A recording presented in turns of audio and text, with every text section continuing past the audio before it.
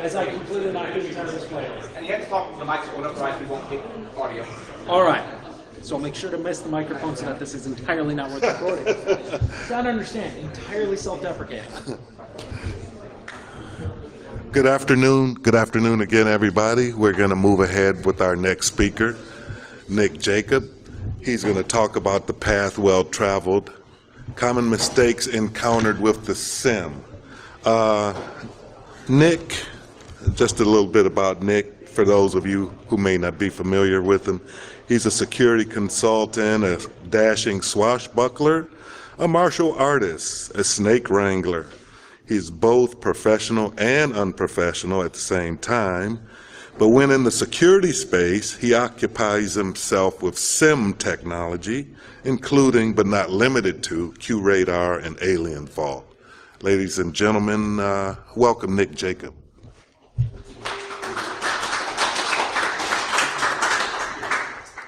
So, as has been introduced. So, no, you're good. I actually prefer this because it allows me a delay tactic. I'm always afraid of my timing on it. This is like your only slot, right? Exactly. That's kind of the problem because I just had to reboot this and everything else disappeared. That's never happened before. I know, right? Horror stories and flashbacks. It's awful. So, my talk is The Path Well Traveled, Common Mistakes Encountered with SIEM. Originally, I was going to title this 5 mistakes, but I started adding more mistakes and more problems, and I realized I should probably stick to some of the big ones that I've seen. A fair disclaimer, I am a bit egotistical, I am overly talented, and I am an expert at SIEM. And only one of those is true. Exactly. I can decide which one it is. Precisely. Do we have prizes? Yeah, give that man a prize. No, you're good. Again, like I said, I actually like this more. It prevents me from highlighting just how poor my timing is. So, my name is Nick Jacob. I am a consultant, I guess. My title's a little bit in flux right now. I worked with QRadar, Alien Vault, Splunk now, and a few other SIEM technologies. And what do I do in my free time? Well, like the previous talker said, I do occupy myself with martial arts and things like that. I am a pirate with some ramifications of acting upon piracy, and I'm a snake wrangler and monster hunter. In fact, that would be my wife. But I currently work at Hurricane Labs, where the bio for me on the pamphlet is a little out of date, and that's mostly my fault. So, Mostly? entirely. So what is SIEM? Security Information and Event Management. Fancy way of saying looking at logs and seeing what happens and how do you respond to them. Some of the things that you can do with this are monitoring programs. I know some people try to build their own monitoring program, which I find to be a great mistake. You're not allowed to troll the audience, I'm sorry. I'm not allowed to troll the audience. Some people have wasted their lives on fruitless endeavors. So, but what I'm primarily focused upon are some of the appliances that you've seen. I named a few at the beginning of this. Some work better than others, and your mileage may vary depending on the flavor of tool that you like to implement. Most of my professional career has been focused with IBM's QRadar. In fact, that's pretty much how I got introduced into the SIEM environment, was through a financial company and running the security program through that. Since then, we've moved on to, over at BioPoint, they work with Alien Vault and QRadar. And then further, over at Hurricane, they work with Splunk, where it's incredibly modular, incredibly powerful, and really freaking cool to look at some of the alerting that it's got. I know, is it you guys that work with ArcSight? Yes. I'll even plug you guys. See how kind I am? CBI works with ArcSight, which is why you should go with Hurricane.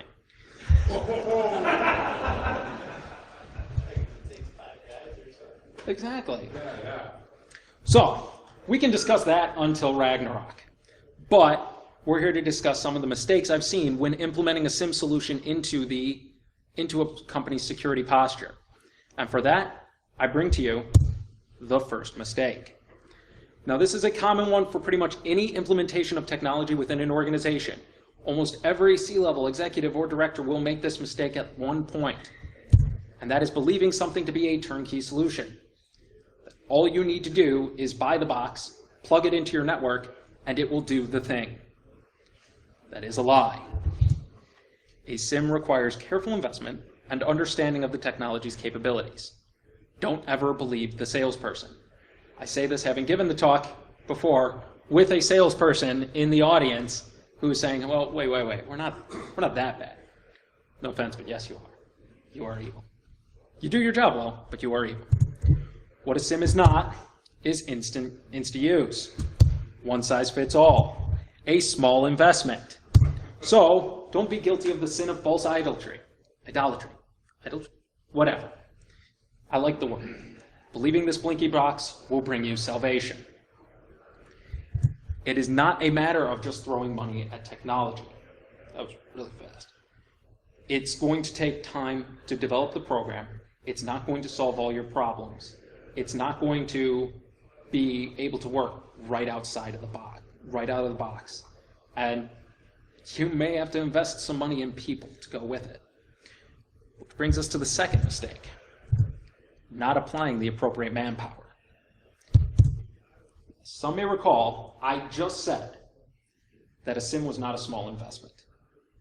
In fact, I listed some of the things, and in fact, the talk before, if you were here for it, was an excellent example of some of the things a SIEM will require in order to run a successful security program. Time. Not just for the installation, because a lot of people and a lot of companies I've encountered and dealt with believe that that's all that it required was a physical installation into their server rack. Not just some understanding on what buttons to push, but on how to read event logs. What certain event logs mean, what certain alarms mean, certain rules might entail. And it requires cooperation. You're going to need people to run this. One guy will likely go insane. One of those things of staring into the face of Cthulhu. And next thing you know, he's playing with snakes and doing martial arts. Exactly. Next thing you know, he's playing with snakes and doing martial arts. He thinks he's a pirate and all kinds of things. They become weird. That's the question. In fact, if you want to talk about, okay, I've got a few jokes, but we'll save them for later. But you're going to need, that person's going to need some support, either from, say, the help desk, from other professionals, from the team that you're assigning to be the monitoring for your organization. And they're going to need the time in order to actually familiarize themselves, orient, and move forward. Assigning the wrong support can really be as damaging as not assigning support. If you get the people that want to blow the whistle on everything, they want to blow the breach horn and say, the Chinese are coming, every time that an alarm goes off, well, that person's really going to burn every bridge in the organization as they annoy everybody. Turns out you really need to be careful when you're seeing, oh, this laptop's doing something funky. Okay, call the help desk in quarantine. Well, that turned out to be the CEO's laptop, and he didn't care for that response. And considering the fact that it's his signature on your paycheck, his opinion matters. You need the people that can actually appropriately respond and choose exactly how they're going to go about pushing for either security changes or to follow up on those alarms. And the third mistake, speaking of that, is not following up on alerting, which turns out has a fun counterpart, following up on too many things. You can't just ignore alarms, because sooner or later there's going to be an audit coming, and you're going to get questions about, well, why didn't you follow up on this one? It says malware and running rampant in the network. Well, because we know it's not malware, we know it's this. Well, why does it exist then? Why is that rule there, or why hasn't that been fixed? And then you're going to kind of be caught with your pants down. And that always goes well with auditing, I hear. But following up on too many things, well, when the help desk starts out as this, I'm going with the smiley, not the creepy eyes, but I thought it was cool looking. And then ends up like this whenever you call, you done goofed. Turns out they'll only deal with the call from the security guy so many times and follow up on so many false positives before they actually realize this guy has absolutely no idea of what he's talking about, and don't really know if we want to follow his lead on some of these things. So that's something that a careful balance has to be struck upon, and you need to have the appropriate people that'll be able to perform the investigations, to be able to look into those alerts, to be able to look and figure out what's going on for real, so that by the time the help desk hears about it and are told, hey, we need you to quarantine this laptop, they know that this guy means business. They know that, well, he hasn't led us astray yet. And hopefully they don't just think of you as the doom bringer, the guy that just comes saying, hear ye, that person there's been infected. Burn him. One time. Funny story. Burn the witch. If you mistype /.org to /door.com, I don't even want to remember. Yeah. they are not the same thing, but they help populate porn filters. That was a fun encounter. Okay, in Wolf's defense in this instance, he was sleep deprived, so take that as you will. But it was funny to be like, it was literally I'd really love to populate some of these. Like, they've got all these lists in there, and we've got nothing in them. Whoa, that is not the same thing. Sweet, what's that you just went to? But No, I think that was a good example of testing your security, making sure they're paying attention, following up on alerts. it's true, but it's kind of like a short follow-up when it's what you looking at over there? That doesn't seem workplace appropriate. In fact, I think that may be an HR violation. But Violation, yeah. right, handbook. Sorry, we have a handbook. The fourth mistake is incorrectly loading it or configuring it. So, if you've ever, how many people here have actually set up a SIEM in their environment or on their client? How many times have you encountered the situation of, well, just point all the data sources at it? Has anybody tried to? Yeah, exactly. It was that. I had a client, one of my favorite clients ever, who was like, hey, it's awesome. What's awesome? Just pointed another 300 log sources at QRadar. You did what? Well, when? About 5 minutes ago. You should be seeing the alerts now. And there's offenses, alarms are going off. They're like, everything that they were not properly organized to do was now causing me a ton of undue stress. Now, it was good for my metrics, which were based on alarms or offenses closed, because I had, I think, 3,000 that week, because most of them were nothing. But how many actual security events fell through the cracks at that point? I couldn't tell you. Simply because there was so much noise that the actual nuggets of real information went right by me as I had to mass close things to maintain at least a semblance of a clean environment. So that's dealing with the flood of information. Because you know what these guys are saying? They're saying that. Pretty sure that's what they're saying. They might be saying something else. Something a little more tragic. In fact, I'm pretty sure about that now. But That's pretty much the face you made when we added those events. yeah, that part was true. I just kind of hugged. Yeah, that one was a euphemism, but I had to leave the room for that. But the other part of it, not configuring it properly, well, not tuning alarms. Now, this is annoying, but wow, that's even annoying from the projector. This was even more annoying when it was given in a dark room, which I was kind of hoping I would give, because you have people chasing ghosts, you have people looking into alarms, such as a flood of DNS traffic coming from various foreign countries that really shouldn't have been happening. I'm going to change that momentarily, because blinking in the corner of my eye is driving me mad. But all of that causes your teammates, the people that should be working alongside you, to have to look elsewhere. They have to spend their time chasing their tails going after ghosts and finding out, oh, that's nothing. But like I said, in case of an audit, you can't just say, well, we ignored it because we knew it was nothing, especially when there's that many. So you need to actually tune them, figuring out what the alarms, what the thresholds for certain alerts should be. Figure out what's necessary for each organization and where it can be properly implemented, and figure out what's the critical assets and work around that.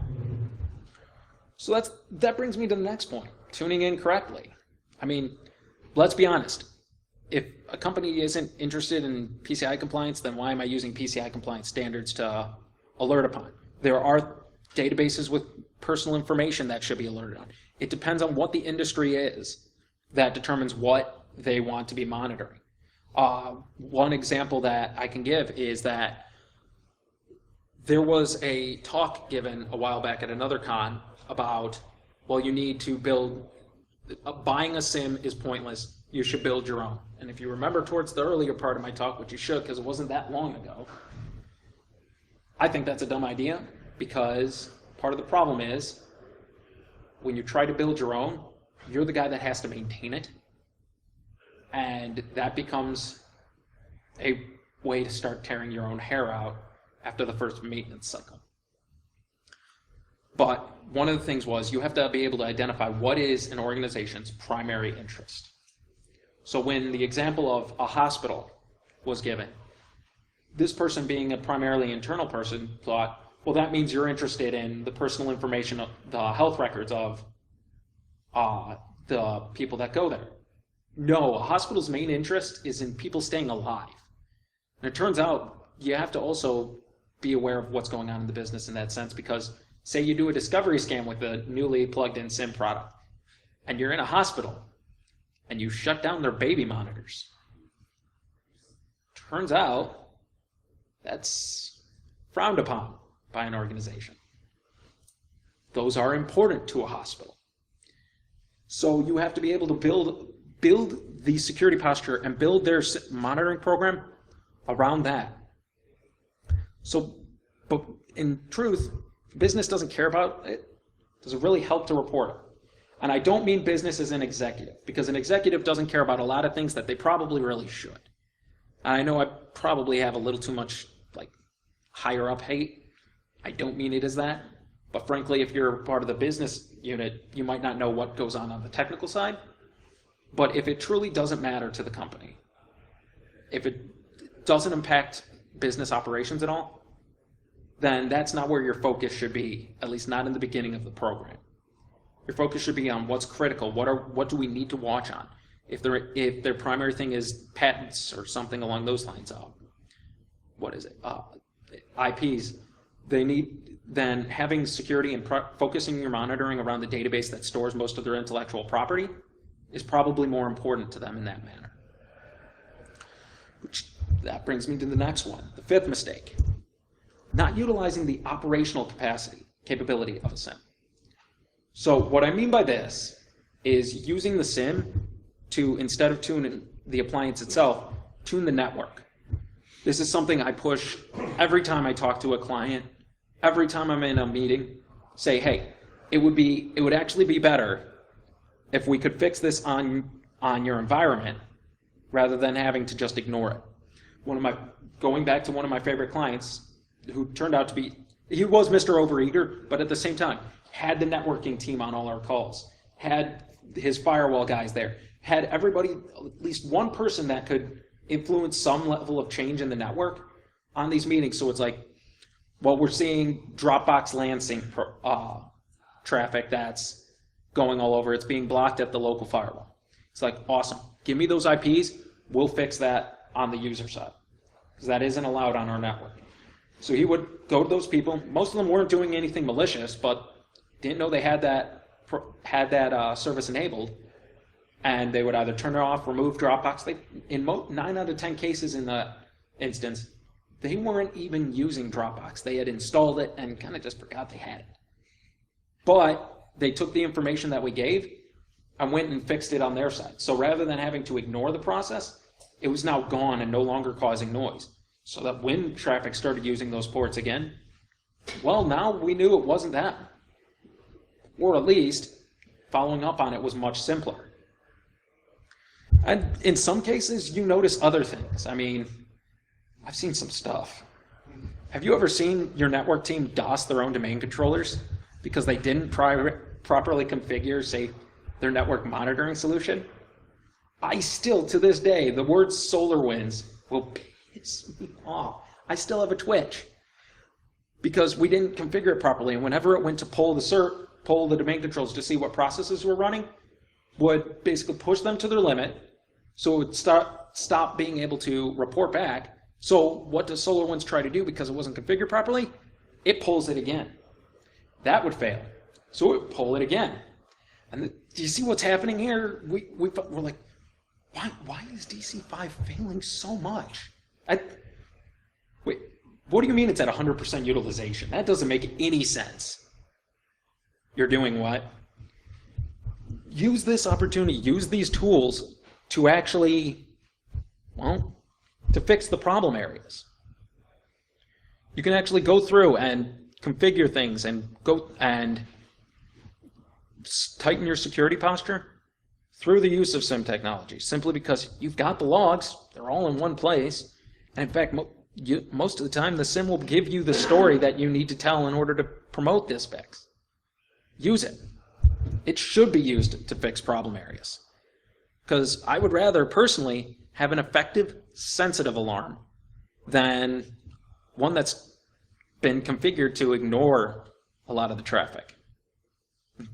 To actually go with a story of ignoring a lot of the traffic, and to go back on one that just popped into my mind, because this was a more recent story than this talk is. During a pen test, we were going through the network. We actually hit the we actually found their honeypot. We tripped all the alarms on it by accident. We're like, well, that was clumsy. Nobody's contacting us. Wait, we ended up finding their Splunk instance and finding out that nobody had followed up on any alarms in a long time, including ours, which we now could mark as red. We could now shuffle away. We could delete. Nobody would have any evidence that, in fact, we had tripped one of their alarms, one that was actually configured properly. That was mind-blowing to me that somebody had done this and not bothered to actually have anybody follow up on it. They were pretty good security controls to boot, but tree falls in the forest and nobody's there. Does the sound really even matter? Or the fact that the tree fell? So don't think you need to focus on the lone tool. And I'm sorry for the derailment. I consider it a superpower that I'm able to be as distracted as I can get even on myself. But don't focus on the lone tool of the SIEM. Actually utilize it to improve everything else in your network. And one of my favorite ones is the sixth mistake, because this actually gives you a chance to play. Testing on tuning that has been performed.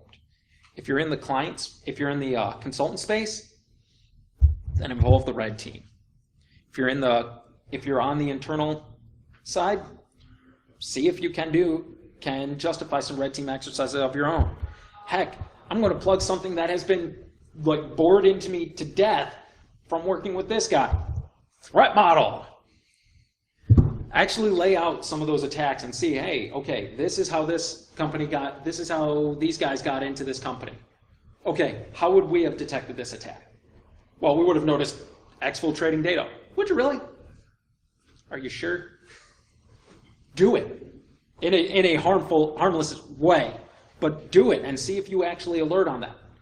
See if the tool's been configured properly in order to follow up on that. Frankly, put your money where your mouth is, and luckily, in this instance, your job shouldn't be on the line. If it is, then, well, threat model more carefully. But this is a chance to do some of the red team stuff and have some fun with it. Like, hey, if you guys manage to pass this test, I'm buying you all pizza. Because everybody likes pizza. But push the rules to the limit. I accidentally put this twice and made it bigger for emphasis. But think like a pen tester. Be creative. Think of ways. Okay, one of my favorite things was when we're threat modeling. All right, we put this rule in. Has anybody here met Josh Little? Yeah, I hear you two should know this guy. Work with him. But he came into this room while we're all, yeah, good job on that. Good job on this threat model, bro. And we're like, yeah. And he comes up, he's like, yeah, I'd get around that by doing this. But we'll do this. And we put in a counterpoint. Then we'll just do this. Well, we'll add this to it. By the end of it, we had a whole whiteboard filled with ports and alerting based on different account activities. And this was all in way too complicated of a rule, but it was a fun as hell day to build a series of rules around that. Use those engagements, see if you can get a pen tester guy. I mean, hell, there's Calvin right there. He works for us. You should talk to him if you're internal. And in fact, hire Hurricane. But really, see if you can do some research into the pen testing stuff, because everybody likes reading about it, but trust me, you don't necessarily want to do it because there's a lot of report writing. But do the research, be creative about it, and figure out how you would break the people that are on your team, both emotionally and professionally, and make it a party. And of course, don't necessarily admit that you don't trust the tuning and the person doing it, but you really shouldn't trust the tuning or the guy doing it. I mean, have you guys bothered to review any of the work that I've done? Okay, don't you nod at me, Hartwig. Actually, I fully believe that he has double-checked my work because that's the kind of person he is. But a SIEM appliance is a versatile tool. It can alert on all manner of things. I just realized, very close to the end of my talk, I've talked way too freaking fast again. But on that point, and double entendres allowed, it should be treated as a versatile tool. Use it to maximize your security posture in your environment, both from the alerting standpoint and from tightening up the network itself. Use it to generate the alarms that would be necessary in order to have those sexy stories of, hey, we caught this guy who was terminated last week, still able to log in, which is another fun thing. Have the use cases in place. For some of those stories, you have things like,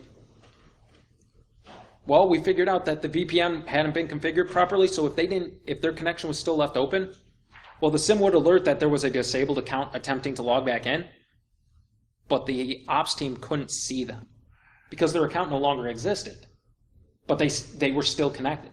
All you needed to do was reboot the VPN server, but we didn't know about that until we set that rule in motion.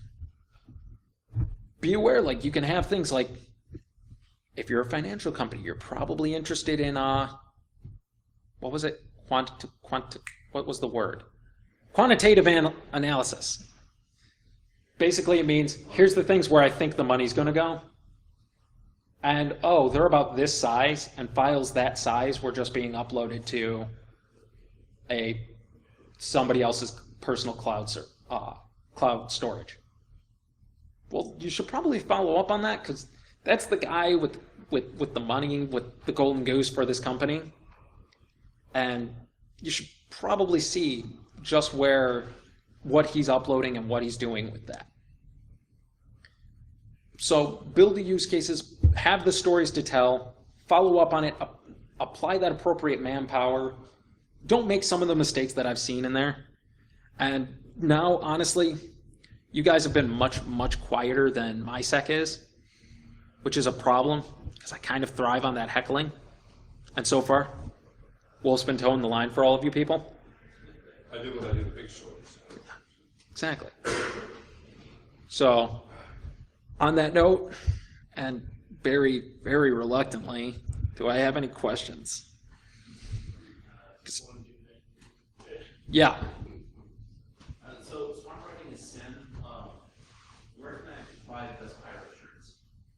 Where can you buy the best pirate shirts? Well, if I expect that the end result is madness, and I go down that road, then Do you have a website you can recommend? Honestly, if you really want to know, are you talking about dressing like a pirate or shirts related to piracy? yes. Okay, Disney has some great ones. Otherwise, there is a website, tobeapirate.com. That is not a joke. So you start off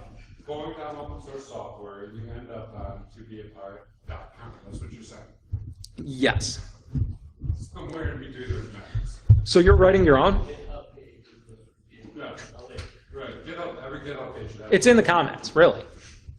Eventually the comments just all start to be in pirate speak. It'll be hilarious.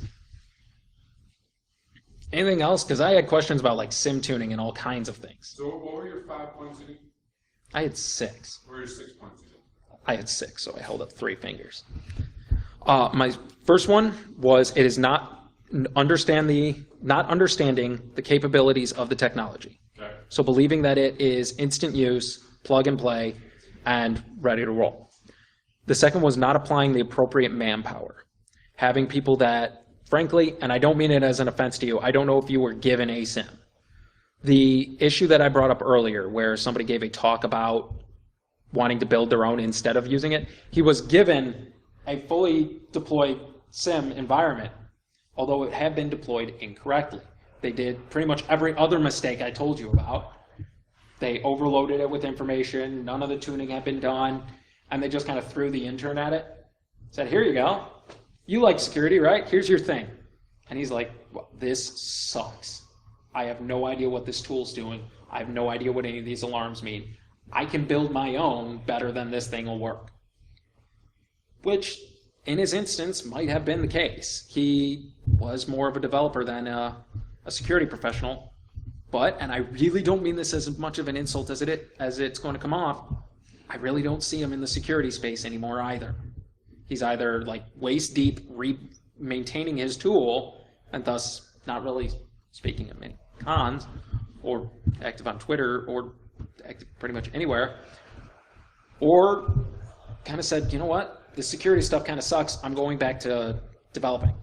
That's more my thing. I can do more work there than wasting my time banging my head against all this useless information. Peace, I'm out. The third was it not tuning? Yeah, it was not tuning. It was not loading it correctly. I'm all kinds of sane. I've had tons of sleep and everything. I'm sure most of us can relate to that. Not following up on alerts. Thank you, because I'm failing my own test now. Not following up on alerts. You don't want to leave a SIM. What? Not you. Oh, okay. So it was him. Yes. Okay. We'll have words, Hartwick. You had a question? Me? This gentleman right behind you. Yeah, You had a yeah. question? Oh, yeah. Yeah, actually, you're just talking about the incorrect deployments of SIEM. So, what's the best rate time you think for the ordinary experienced security consultant to do the deployment? So 2 weeks or In 2 weeks, and how many interns? probably That one depends. consultant. I was going to say, that depends. Do you plan on those interns actually surviving?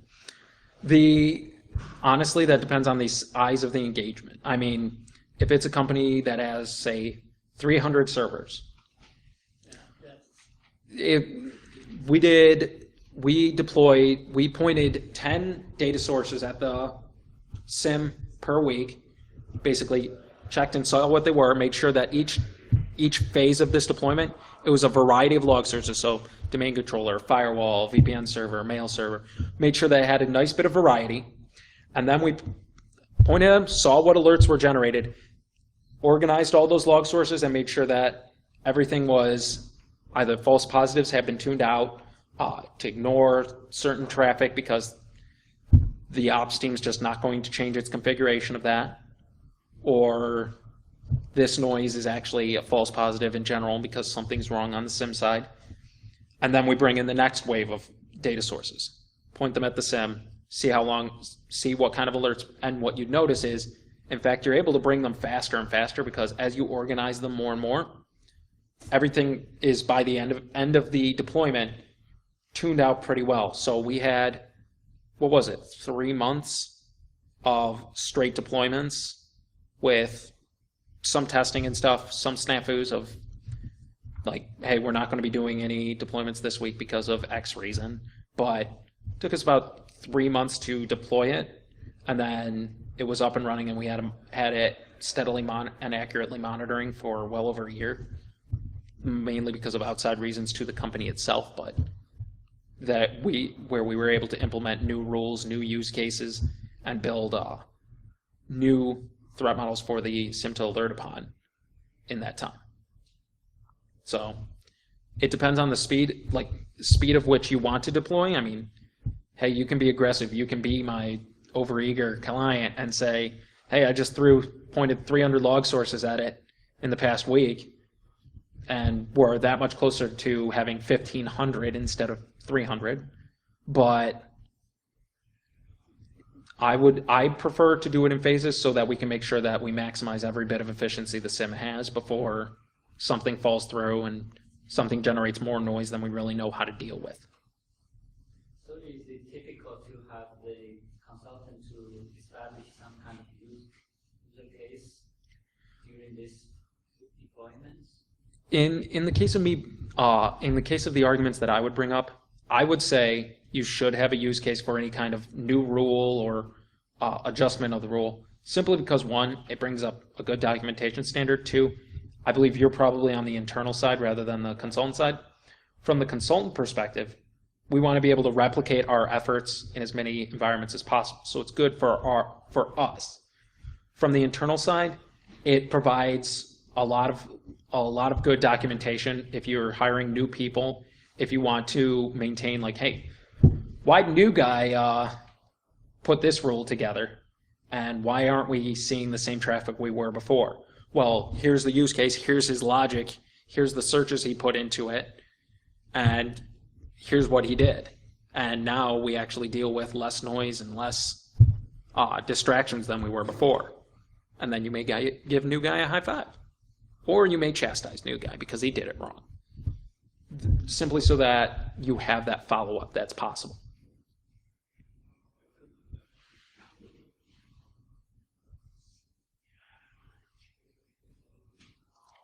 Yes. Would you say with great power comes great responsibility? God, would you believe that I've already dropped that line once? Yeah, not even joking. I did.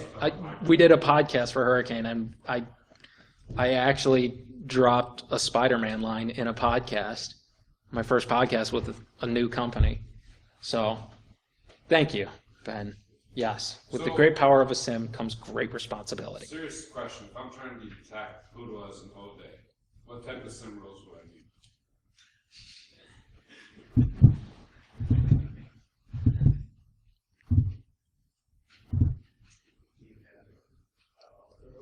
Oh, right, right. Do I need Palo Alto? Can Palo Alto be my SIEM?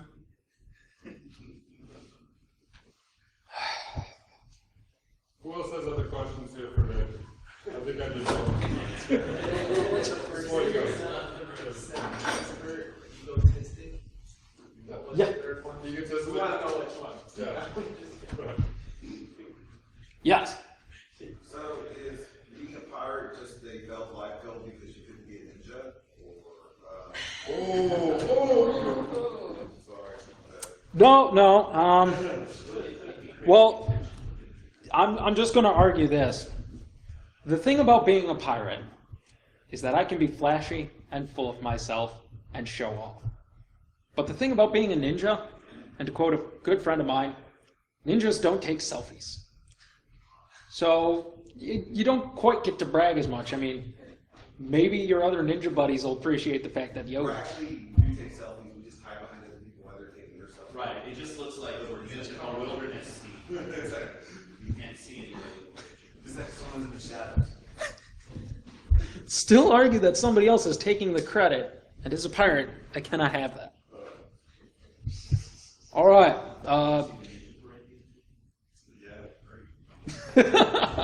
Thank you all very much. You have a great con.